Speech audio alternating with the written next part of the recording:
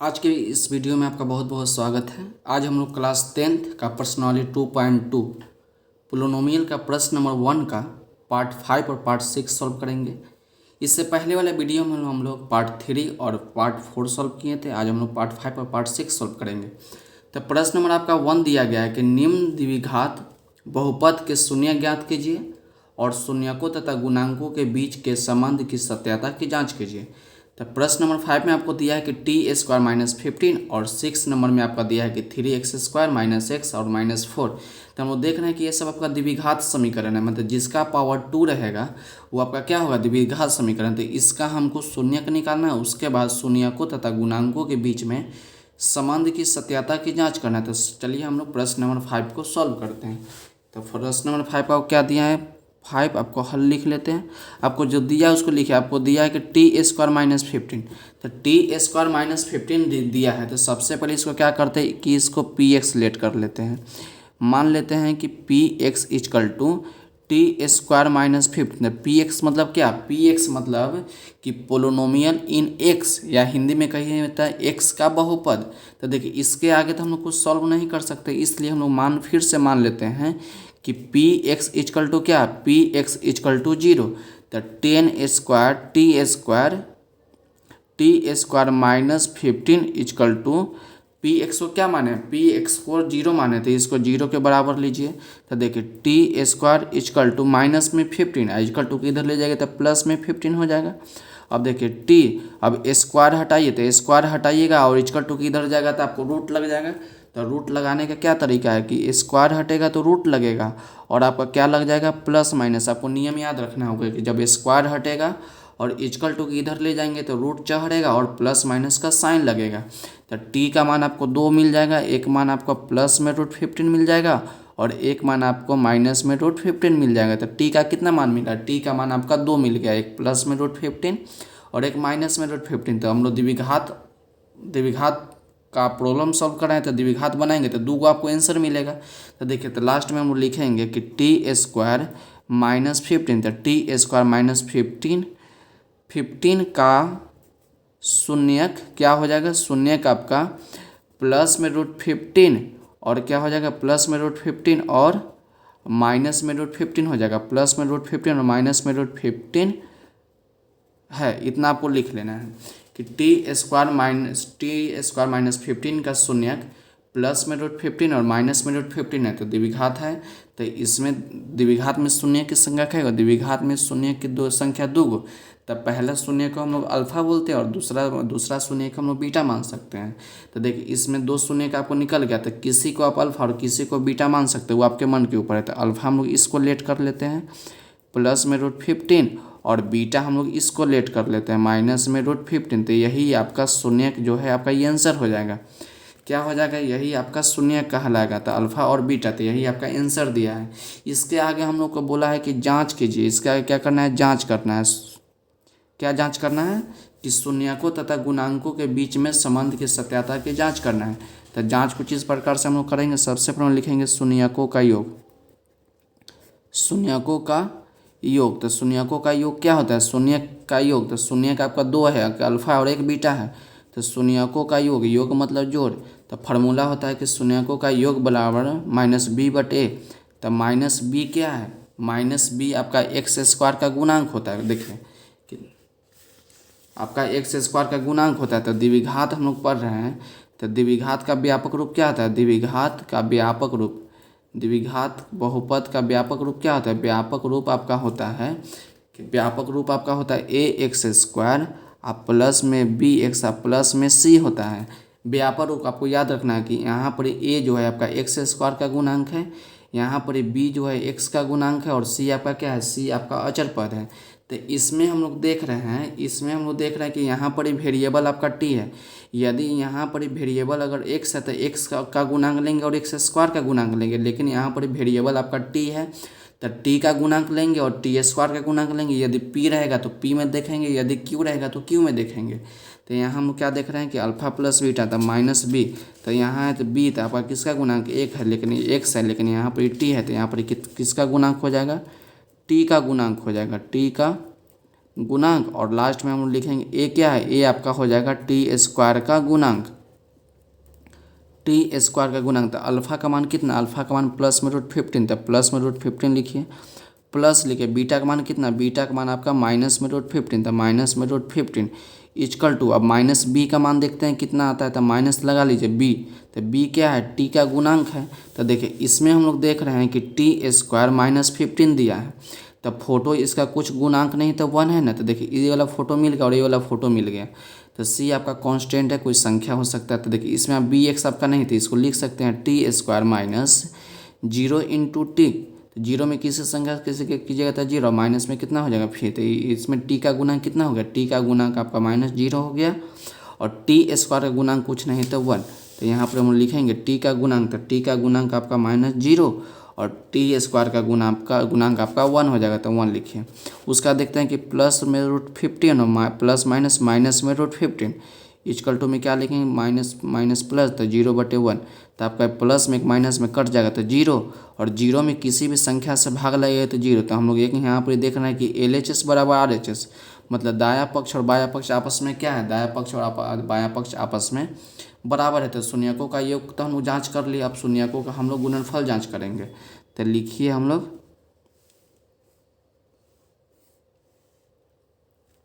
याद रखिएगा ये इतना आपका रॉफ है, आपको रॉफ में याद रखना है शून्यकों का गुणनफल। तो शून्यकों का गुणनफल लिखिए, गुणनफल। तो शून्य का आपका कौन है, शून्य का आपका अल्फा और बीटा है, तो इसके गुणनफल मतलब गुना, तो अल्फा इंटू बीटा होता है आपका C/A। तो C आपका क्या है, C आपका अचर पद है, मतलब अचर पद मतलब कोई आपका संख्या हो सकता है, कोई संख्या, कोई अल्फाबेटिकल नंबर हो सकता है, और ए आपका क्या है, ए आपका टी स्क्वायर का आपका गुणांक है। तो देखिए अल्फा, तो अल्फा का मान कितना है, तो अल्फा का मान आपका +√15 और बीटा का मान आपका आया था -√15, तो -√15 इक्वल टू सी क्या है, सी इसमें देख रहे हैं तो सी आपका कांस्टेंट है, यहाँ पर इससे भी आपको मालूम कर सकते हैं कि सी का मान आपका -15 हो जाएगा, -15, और ए क्या है, ए आपका टी स्क्वायर गुणांक, तो टी स्क्वायर गुणांक आपका 1। अब देखिए √15 इंटू माइनस अंदर नहीं लगाइए, बाहर माइनस बाहर आपका है कि बीटा का मान आपका -√15। तो देखिए इसको पहले हम लोग माइनस को लिख लेते हैं, तो √15 इंटू √15 इक्वल टू माइनस में 15 दिया है। तो एक बात आप जानते हैं कि यदि 2 इंटू 2 रहे, यदि 2 इंटू 2 रहे तो 2 का स्क्वायर लिखते हैं, यदि 4 इंटू 4 रहे तो 4 का स्क्वायर लिखते हैं, यदि √2 इंटू √2 रहे, यदि √2 इंटू √2 रहे तो √2 का स्क्वायर नहीं लिख सकते हैं। देखिए आपका 2 गो था तो स्क्वायर हो गया, 2 गो था स्क्वायर हो गया, तो उसी प्रकार √2 इंटू √2 तो √2 का स्क्वायर, तो अब स्क्वायर से रूट कट जाएगा तो आपका 2 हो जाएगा। उसके बाद मान लिए कि √3 इंटू √3, तो क्या लिखिएगा, √3 का स्क्वायर, तो स्क्वायर से रूट कट जाएगा तो 3, और उसी प्रकार हम बताना चाहते हैं कि √15 इंटू √15, तो क्या लिखिएगा, √15 का होल स्क्वायर, तो स्क्वायर से आपका रूट कट जाएगा, तब क्या बच जाएगा आपका 15 बच जाएगा। तो देखिए -√15 को √15 से करेंगे तो आपका कितना हो जाएगा, 15 हो जाएगा, इक्वल टू में क्या है -15। तो यहाँ पर भी हम लोग देख रहे हैं कि LHS और RHS क्या है, LHS और RHS आपस में बराबर है। तो यहीं पर ही आपका प्रश्न नंबर 1 का पार्ट 5 समाप्त होता है। अब हम लोग सॉल्व करेंगे इसका पार्ट 6। तो पार्ट 6 में आपको दिया गया है, पार्ट 6 देखिए, पार्ट 6 आपको दिया गया है। तो पार्ट 6 इसका सबसे पहले हम लिख लेते हैं पार्ट 6 सॉल्यूशन, या पार्ट 6 हल भी लिख सकते हैं। तो इसको लिख लेते हैं 3x² और माइनस में x और माइनस में 4। तो इसको हम लोग क्या करेंगे, इसको सबसे पहले हम लोग px लेट करेंगे, इसको क्या करेंगे, इसको px लेट कर लेंगे। तो 3x² और माइनस में x और माइनस में 4, तो ये आपका क्या है, ये आपका गुणनखंड है। तो इस प्रकार का गुणनखंड बनाने का तरीका आप जानते हैं कि यदि x² का कोई भी गुणांक होगा, या आपका x² क्या गुणांक है, तो x² का जो भी गुणांक होगा उसको लास्ट वाला टर्म से क्या करेंगे, गुना करेंगे, और गुना करके अपने मन में रखेंगे, लास्ट वाले टर्म से इसको गुना करेंगे। तो कितना आ जाएगा, 3 को 4 से मल्टीप्लाई करेंगे तो आपका -12, 3 इंटू -4, तो -12। यहाँ पर आपको लाना है x का गुणांक कितना है, x का गुणांक आपका -1 है। तो गुणनखंड आप किस प्रकार से बनाते हैं कि जोड़ने घटाने पर बीच वाला है और गुना करने पर लास्ट वाला है। तो यहाँ पर 1 है, 1 नहीं है, -1 है। तो हम लोग कितना में से कितना घटाए कि गुना करने पर 12 आ जाए, और घटाने या जोड़ने पर -1 है, तो हम लोग यदि -4 में से +3 घटा देंगे तो -4 में से +3 घटा देंगे तो माइनस में 1 आ जाएगा। यदि -4 में से +3 घटा देंगे तो -1 हो जाएगा, और -4 में 3 से मल्टीप्लाई कर देंगे तो -12 भी हो जाएगा। तो यही आपका ठीक होगा, -4 और +3। तो देखिए px इक्वल टू क्या लिख सकते हैं, 3x² माइनस, यदि हम लोग 4x में से 3x घटा देंगे तो 4x में से 3x घटा देंगे तो माइनस में x आ जाएगा, उसके बाद माइनस में 12 भी आ जाएगा। लेकिन आपको लाना है या लिखना है, जो आपको दिया है वही लिखना है। अब उसके बाद हम लोग दो एलिमेंट में से या दो पद में से क्या करेंगे, कॉमन लेने का प्रयास करेंगे, ये दोनों में से और ये दोनों में से। तो देखिए px इक्वल टू क्या लिख सकते हैं, px इक्वल टू देखिए इसमें आपका x² और इसमें आपका x, तो हम लोग x केवल कॉमन ले सकते हैं। तो यहाँ पर आपका क्या बच जाएगा 3, और 2 x में से 1 x कॉमन है तो x बचेगा माइनस, और यहाँ पर x कॉमन है तब 4। तो उसके बाद देख रहे हैं कि यहाँ 3x - 4 है, तो इसमें से हम लोग कुछ कॉमन नहीं ले सकते हैं। तो यहाँ पर ये प्लस है तो +1 कॉमन लेंगे, यदि -1 माइनस रहेगा तो -1 कॉमन लेंगे। तो प्लस है तो +1 कॉमन ले लीजिए, उसके बाद इसको लिख दीजिए 3x - 4। तो गुणनखंड चेक करने का तरीका है, यदि ब्रैकेट का दोनों टर्म या दोनों पद आपका बराबर आ गया या कहीं तो इक्वल टू में आ गया, इक्वल आ गया, तो आपका गुणनखंड सही है, नहीं तो आपका गुणनखंड गलत है। तो देखिए उसके बाद हम लोग क्या करते हैं कि दोनों में से एक को लिख लेते हैं, दोनों में से एक को लिख लेते हैं। उसके बाद जो जो बचा उसको लिख दीजिए, तो आपका एक ए बच गया और आपका ए बच गया, तो x + 1 इतना हो गया। उसके बाद हम लोग क्या करते हैं कि मान लेते हैं कि px इक्वल टू क्या, मान लेते हैं कि px इक्वल टू 0, तो इतना इंटू इतना इक्वल टू 0, तो इसको पहले लिख लेते हैं। तो 3x माइनस में 4 इंटू x + 1 इक्वल टू क्या हो जाएगा, 0 हो जाएगा। 0 हो जाए तो दोनों मल्टीप्लाई के रूप में, तो एक बार इतना बराबर 0 और एक बार इतना बराबर 0, तो 3x - 4 इक्वल टू 0, और क्या लिखिएगा कि x + 1 इक्वल टू 0। तो देखिए 3x और इक्वल टू -4, तो इक्वल टू किधर ले आएंगे तो प्लस में 4, तो x इक्वल टू कितना हो जाएगा मल्टीप्लाई में, तो ये आपका डिवाइड में हो जाएगा। तो x का मान आपका 4/3, और इसको सॉल्व कीजिए तो x इक्वल टू किधर ले जाएगा तो -1, तो x का मान आपका 4/3 और x का मान आपका -1 आ जाएगा। तो उसके बाद लास्ट में हम लिखेंगे द्विघात हम लोग पढ़ रहे हैं, तो इसमें शून्य की संख्या 2 आएगा, मतलब x का मान 2 आएगा। तो 2 आपका मान आएगा, एक मान आपका 4/3 और एक मान आपका -1, तो यही आपका शून्य कहलाएगा। और लास्ट में हम लिखते हैं कि 3x² माइनस में x -4 का शून्यक, क्या लिखिएगा कि 4 का शून्यक, कि शून्य कितना होगा, शून्यक आपका एक हो जाएगा 4/3 और एक हो जाएगा -1 है। तो देखिए 2 शून्य क्या आ गया, तो शून्य की संख्या 2 होता है, जिसको नाम क्या देते हैं, एक को अल्फा और एक को बीटा। तो आपका 2 शून्य है ना, तो किसी को अल्फा और किसी को बीटा मान सकते हो, वो आपके मन के ऊपर है कि आप किसको अल्फा मानना चाहते हैं और किसको बीटा मानना चाहते हैं। तो हम लोग अल्फा इसको मान लेते हैं 4/3 और बीटा इसको मान लेते हैं, तो बीटा का मान कितना होगा -1, तो यही आपका आंसर हो जाएगा। तो आपका शून्य तो निकल गया कि एक शून्य का आपका 4/3 और दूसरा शून्य का आपका -1, लेकिन आपसे बोला है कि गुणांकों तथा शून्यकों के बीच में सत्यता की जांच करना है। तो हम लोग क्या करते हैं, जांच करते हैं। तो जांच करने का तरीका क्या है कि सबसे पहले हम शून्यकों का योग निकालेंगे। तो शून्यकों का योग, तो शून्यकों का योग क्या होता है, शून्यकों का योग जो होता है अल्फा प्लस बीटा। शून्य का आपका अल्फा बीटा योग बोला है, तो जोड़ देंगे तो अल्फा प्लस बीटा क्या होता है -b/a। तो यहाँ पर ये देख रहा है कि आपका वेरिएबल इसमें x है, तो इसमें x वाला जो भी होगा तो -x, b क्या है, b आपका x का गुणांक है, b आपका x का गुणांक है, और a क्या है, a आपका x² का गुणांक है, x² का गुणांक। ये तरीका आप जानते हैं कि x² का गुणांक कैसे और x का गुणांक कैसे है, क्योंकि आप जानते हैं कि व्यापक रूप जो होता है कि ax² प्लस में bx और प्लस में से यहीं से आपको b जो होता है x का गुणांक और a जो होता है x² का गुणांक। तो आप व्यापक रूप याद रखिएगा।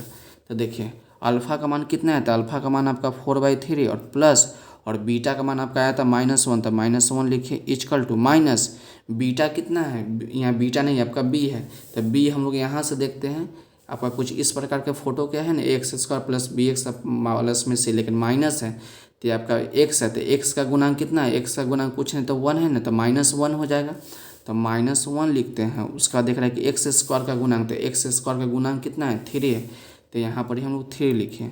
इसके नीचे कुछ नहीं तो 1, तो देखिए 4/3 प्लस माइनस माइनस 1/1 और देखिए माइनस माइनस प्लस तो 1/3 हो जाएगा। इसको थोड़ा सॉल्व कीजिएगा तो 3 4 माइनस 3 बार में तो 3 से मल्टीप्लाई कीजिएगा तो 3 तो 1/3, तो 4 में से 3 जाएगा तो 1/3 इक्वल टू में 1/3। तो यहाँ पर ही हम लोग देख रहे हैं कि LHS और RHS क्या है, बराबर है। तो लिस्ट में लास्ट में लिख देंगे कि दाया पक्ष बराबर बाया पक्ष।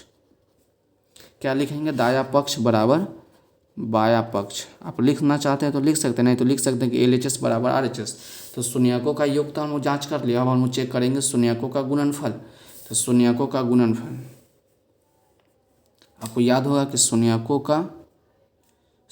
का क्या करेंगे, शून्यकों का गुणनफल चेक करेंगे। शून्यकों का गुणनफल, शून्यकों का गुणनफल, तो शून्यकों का गुणनफल क्या होता है, अल्फा इंटू बीटा। तो शून्य क्या है, शून्य का आपका अल्फा और बीटा है। तो शून्यकों का गुणनफल अल्फा इंटू बीटा आपका होता है C/A। तो C आपका क्या है, C आपका अचर पद और A आपका जो है एक्स स्क्वायर का गुणांक है, एक्स स्क्वायर का गुणांक है। तो देखिए अल्फा इंटू बीटा आप ये लिख भी सकते हैं, नहीं भी लिख सकते, आपको समझने के लिए हम बार बार लिखते हैं ताकि आपको पूरा का पूरा आ जाए। तो अल्फा का मान आपका आया था 4/3 और अल्फा का मान आया था 4/3 और बीटा का मान आपका आया था -1, तो -1 लिखते हैं। और C, तो C आपका क्या अचर पद है, इसमें अचर पद क्या है -4, तो -4 लिखे। देखिए अचर पद आपका C है, तो C के जबर कितना है, C के जबर का -4, तो -4 और एक्स स्क्वायर का गुणांक, तो एक्स स्क्वायर का गुणांक कितना है 3, तो 3 लिखिए। इसके नीचे कुछ नहीं तो 1, तो 4 को -1 से मल्टीप्लाई करेंगे तो -4 और 3 को 1 से करेंगे तो 3, तो इक्वल टू -4/3। तो यहीं पर ही शून्यकों का गुणनफल में भी हम लोग देख रहे हैं कि LHS RHS क्या है, बराबर है। तो हम लोग लिखेंगे कि दाया पक्ष बराबर बाया पक्ष। तो हम लोग क्या किए कि शून्यकों का योग भी जांच लिए और शून्यकों का गुणनफल भी जांच लिए। तो यहाँ पर ही आपका प्रश्न नंबर 1 का पार्ट 5 और पार्ट 6 समाप्त होता है। तो आज की वीडियो के लिए बस इतना ही, मिलते हैं अगले वीडियो में। अगर वीडियो अच्छी लगी हो तो चैनल को लाइक, सब्सक्राइब एंड शेयर जरूर करें। पढ़ते रहिए और बढ़ते रहिए। Thank you for watching.